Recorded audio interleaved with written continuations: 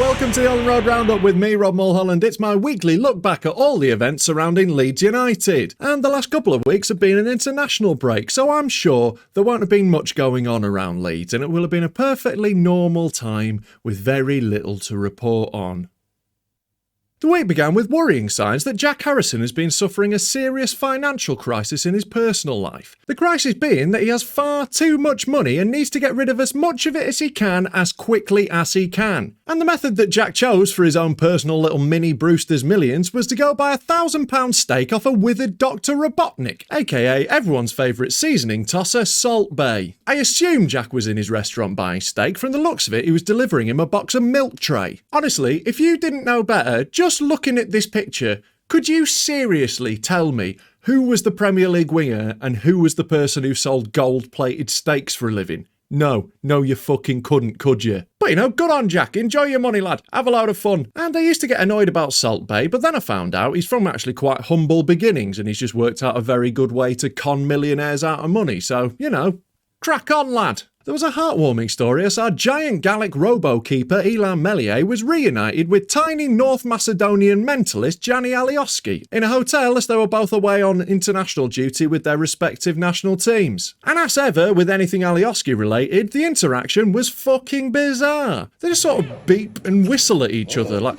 honestly, the whole thing resembled nothing more than C-3PO meeting R2-D2. But I have to say, the little kiss from Meslier on the top of Alioski's head and calling him Mon Bébé, despite him being a man several years older than him, warms the cockles of my cold, dead heart. It's so adorable. Leeds United then broke the internet by partnering with massive-arsed mega-celeb Kim Kardashian in order to bring over the Afghanistan national youth women's teams over from Afghanistan to the UK to avoid persecution from the Taliban. Now let me repeat that. Kim Kardashian helped Leeds United rescue young women from the fucking Taliban. The first time I read that headline, I had to read it about 20 times before it finally sunk in. It's just so fucking weird. First of all, though, a massive well done to everyone involved in this. These girls were at real serious present danger from the Taliban, as after they sort of strolled back into power about 20 minutes after we fucked off, the Taliban have got right back on with their normal plan of being chauvinistic dickheads by banning women's sport and threatening anyone who tries to take part in it. Yeah, that's right. I'm making a brave stance on the Taliban. I don't think they're very nice. To be fair, I think I'll get away with that. I think most Taliban are probably Man U fans. Now, this came about because Andrea Radrizzani offered these young girls, every single one of them, by the way, a place on Leeds United's development squad, which is an incredible gesture. And, you know, it can't hurt the old karma balance after we took that little tour of a genocidal wasteland a few years ago. And, who knows, it might even work out for us. Our women's team might be full of Afghan talent for years to come. Could be fantastic. And if anywhere's going to prepare you for living in Beeston, it's surely downtown Kabul. Now, it was Kim Kardashian who paid for the flight. She's involved in humanitarian work because, you know, that's the sort of thing you do when you're just famous for being fit and you have billions of pounds to fuck around with. But still, it's an awesome thing to do. So, as a mark of our thanks, I'd like to formally invite Kim Kardashian to the Leeds game of her choosing. May I recommend Crystal Palace under the lights? Sure to be a treat. Of course, she will get the normal celebrity treatment that she's accustomed to. I will pick her up in my 15-year-old purple Citroen C4 if it starts, and we'll head for nibbles and cocktails at a charming little local cocktail bar called The Peacock, before going for a lovely light champagne brunch at Greville's, and then taking in the game from the luxury seating in the Cop. Let's be real, she's too classy for the South Stand. There was even more wholesome news this week as it was revealed that Marcelo Bielsa personally called the Wigan Youth Academy to thank them all for their hard work in developing Joe Gelhardt, which, you know, is bloody lovely. But I reckon they probably would have preferred a proper transfer fee. But a phone call from Bielsa is worth at least £40 million, so they actually got a very good deal out of that. And I'd like to thank my accountant Mel Morris for that valuation.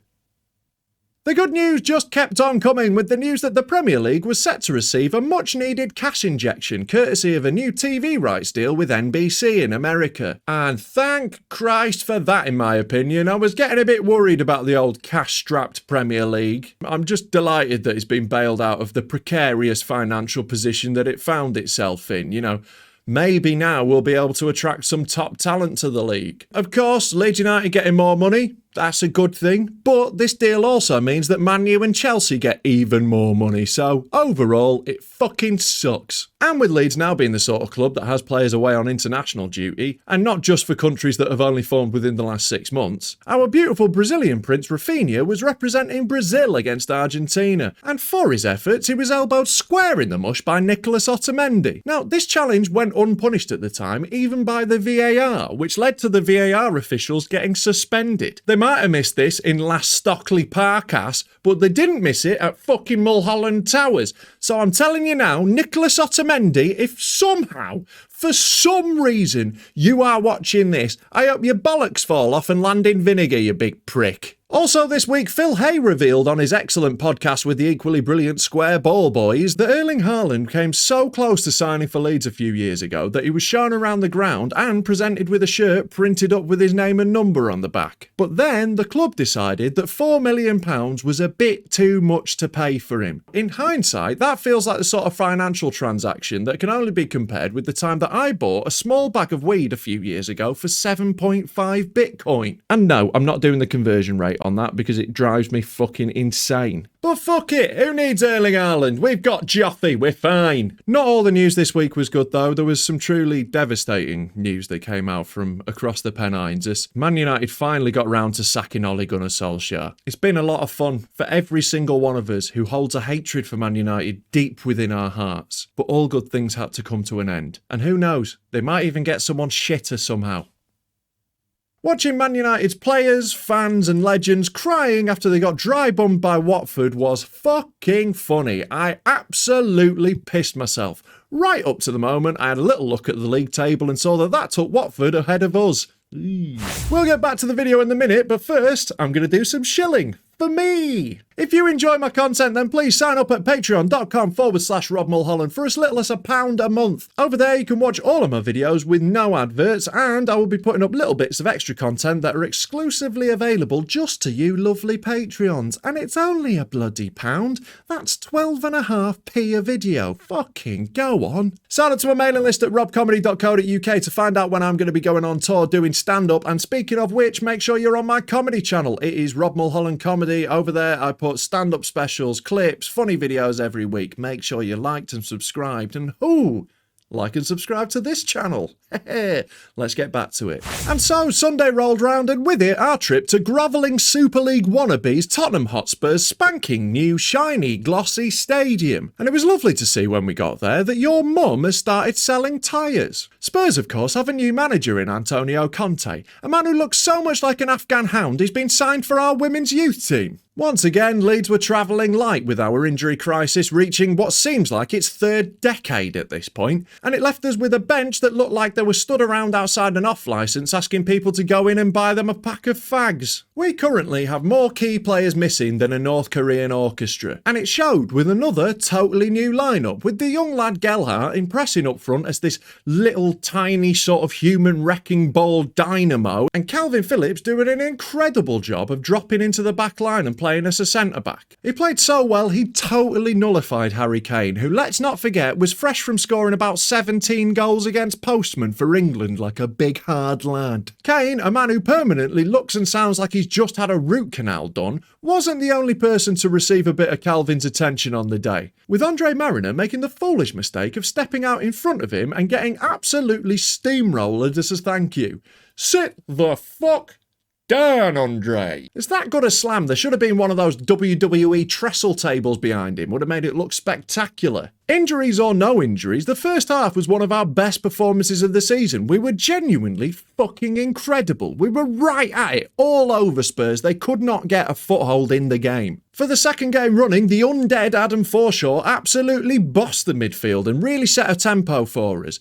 It's just a shame that in our deal with the devil in order to get him fit cost us so many other people's souls. There were standout performances all over the pitch from the lads in the weird blue and white half and half kit. Liam Cooper was once again fucking brilliant leading from the back. Pascal Struijk looked another class again. And the wings were just a hive of energy and menace, with Jack Harrison having his best performance for ages and Dan James being a permanent fucking nuisance. It was those two who combined for the goal, with Jack Harrison pouring on the sauce, getting past Emerson Royale and whipping in a beautiful ball for the on-running Dan James, who positioned himself so well, so cleverly. That gold stake clearly did our Jackie some good, and every single game now, game by game, Dan James is looking more and more worth every penny. His ferocity in the press is clearly why Bielsa absolutely adored him and wanted desperately to get him. But now, after that goal, he started playing with a bit of swagger, a bit of confidence, a bit of presence, taking shots from all over, taking players on, running at them. That's what we want to see from Dan James. Give him a year or two, he is going to be fucking phenomenal. You heard it here. Well, not first, Bielsa thought it first, but, you know, about 30 seconds. You heard it here, about 30 seconds. It was a brilliant and very well-deserved goal. It was especially deserved for the Leeds fans, who were the only people you could hear in that fucking stadium.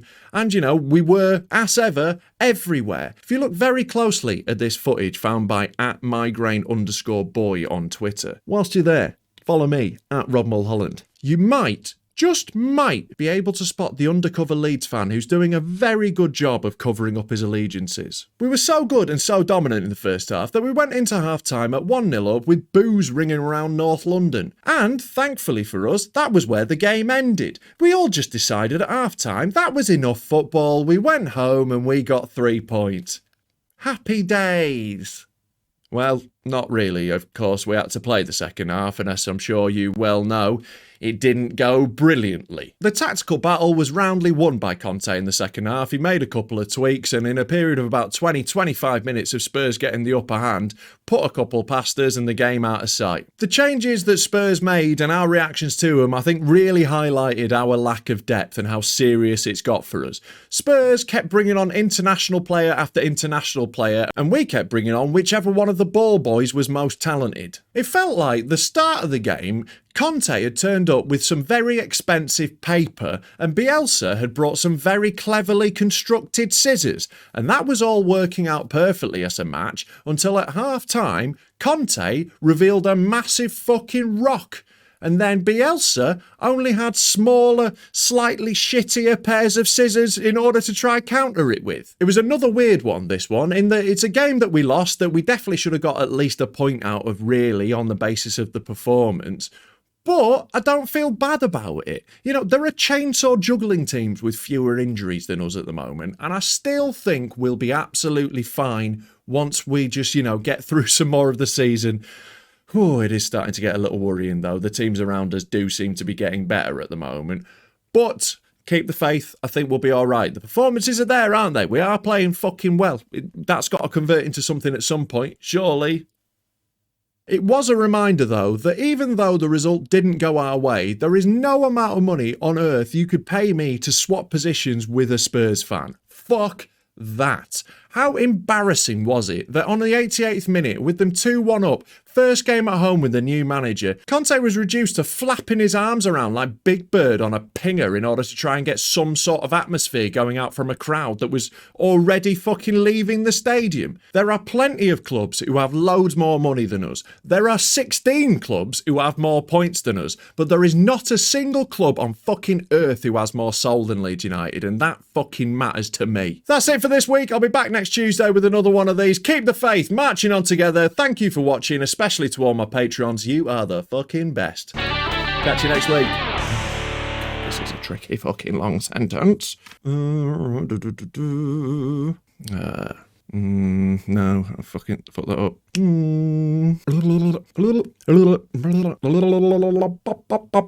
I phrased that weird. I'll try that again. I said it was. I said it was.